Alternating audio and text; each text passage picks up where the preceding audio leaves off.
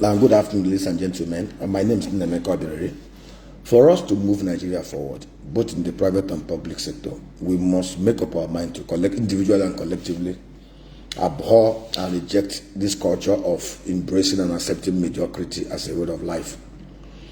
Even the good book, the scriptures, mentions it clearly that in all your getting, in all your acquisition, first of all, seek for wisdom, seek for knowledge. Knowledge and wisdom is the only medium, the only access route to success and sustainable productivity. The good book also made us to understand that my people perish for lack of knowledge. A nation, a person, a people, a society where knowledge, acquisition, excellence, transparency, and accountability are not embraced as ways of life, such society is doomed to destruction. We must individually and collectively agree to abhor mediocrity, to reject mediocrity, and embrace excellence. One of the ways, the major way through which China exited from mass poverty is through education and learning.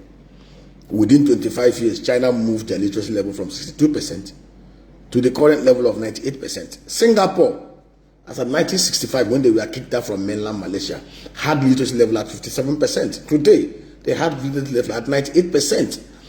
There is no society that moves forward without knowledge. Today in Nigeria, we have over 20 million kids out of school. There is no reason why basic education, primary and secondary school, should not be provided compulsorily. Make it compulsory. Make it compulsory. Make it compulsory. Compulsory, qualitative primary and secondary education, compulsory. There's no reason why we will not have at least a constitutional amendment where we will insert into our relevant body of laws that every 45% of every revenues and borrowings that we bring into this country must be invested in education and health. Education 25%, health 20%. Any nation that seeks development, any nation that seeks light, first of all, invest massively in literacy, growth, and learning and sound education. This culture of mediocrity has practically destroyed everything in Nigeria. There is no reason why in every local government area it must not be inserted compulsorily that there must be centers of learning and excellence. There must be vocational centers. There must be artisanal centers. There must be centers where every manner of learning is domiciled in every local government area, where people can go and access quality services for whatever areas of life and endeavor that they want to seek services. Today in Nigeria, practically most of the cars that are driven in Nigeria, for those who do not have the means to go to the high-end auto centers, most of their cars are butchered. You have mechanics, we have been recycling mediocrity. You have somebody who does not even know left and right. They call him engineer. He keeps on recycling people under an apprentice scheme who learns under his mediocrity. And he wants to send your car. The first time I lost one of my cars was when I traveled to my village in Ubokegwe, because there was no sound mechanic to take care of that car. That Range Rover was butchered in the village. Now, close your eyes and imagine if in Okiwo local government, there's an artisanal vocational center set up with all the infrastructure, with all the learning aid, with all the supporting facilities and machines. There's no reason why anybody should operate as a mechanic, as an engineer, as a plumber, as whatever services that require knowledge, that we will have diagnostic centers. Each of them will not have diagnostic equipment. So where, first of all, you cannot treat anything, whether human being or machine, without diagnosis. The same thing with leadership. We've abandoned leadership to all manner of mediocres, people who don't even understand what governance is, people that cannot even spell their names. So, for us to grow this country, we must lay much emphasis on knowledge.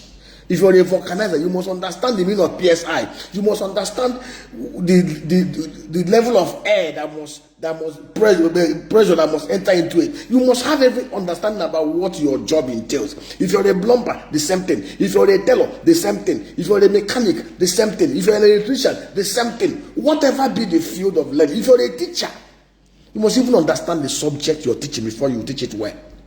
In Nigeria today, it's estimated that over 45%. In Nigeria today, it's estimated that over 45% of those who claim to be teachers do not even have basic understanding of what they are teaching. Most of our primary schools, public primary secondary school, even private schools, are populated by half-whacks. In saner climes, the smartest of people go into teaching and medical fields. The smartest of human beings in saner environments go into pure sciences, natural sciences. Applied science is actually meant for those with lower IQ. In saner climes, people that read pure natural sciences, physics, chemistry, are the smartest in terms of IQ. Those that read things like applied sciences, like medicine, pharmacy, actually those that should be in the second rung. But in Nigeria today, the smartest are not living in that, are not looking at the smartest are those doing that. So if the smartest are doing the applied sciences, who are those that will even be inventing things and finding things and all the rest of it? We need to make this country work. And to make this country work, each and every one of us must determine within our own sphere of influence to do things right. There is no reason why in every local government areas in Nigeria we will not have MSME clusters. We should not have agro clusters. We should not have vocational centers of excellences.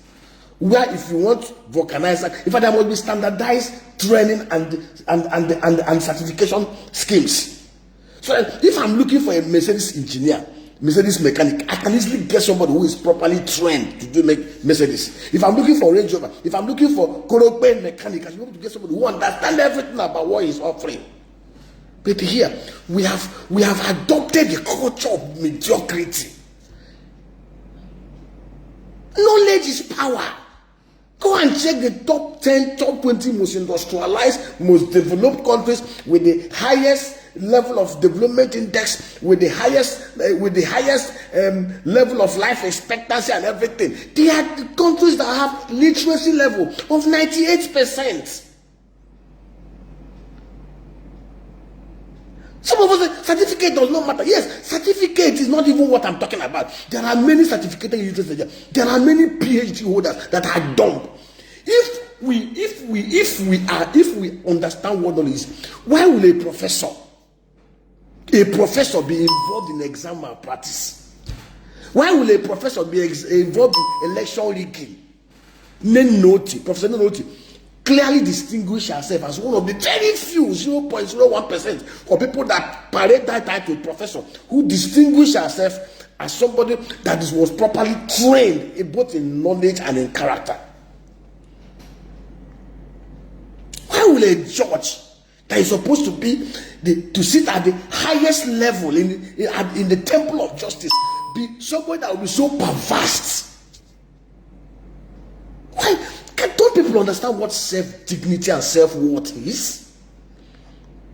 Any man or woman that has a pride that is so cheapened has no value as a human being. Bible records in the Bible about Babylon conquered Israel, Jerusalem, and took over hundreds of thousands of people. They took professors, they took the clergy, they took billionaires, they despoiled and they pillaged the whole of Jerusalem. But in captivity, there were 4 young men, Daniel, Shadrach, Meshach, and Abednego, who distinguished themselves.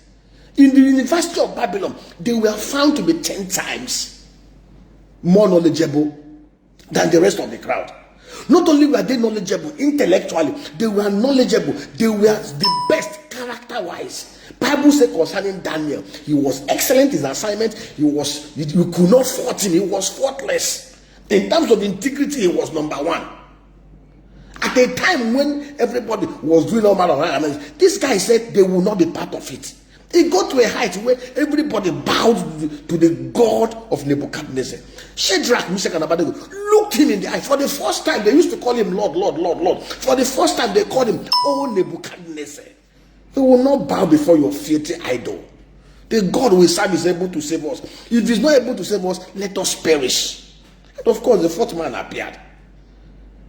When a man is deeply knowledgeable and a man has character and a man values his self-worth, if there's anything I learned from my late dad is the understanding of who I am. You need to first of all know your worth. You have no price attached to you. You are God in human form. When you appreciate who you are, when you understand that you're made in the image of God, when you understand that there is no man out there who is better than you, you won't have any price on your head. Your conscience will not be for sale. And whatever you find yourself with, you will always distinguish yourself and want to be the best, at the center of excellence. May God have mercy on us. I've never seen this kind of thing before.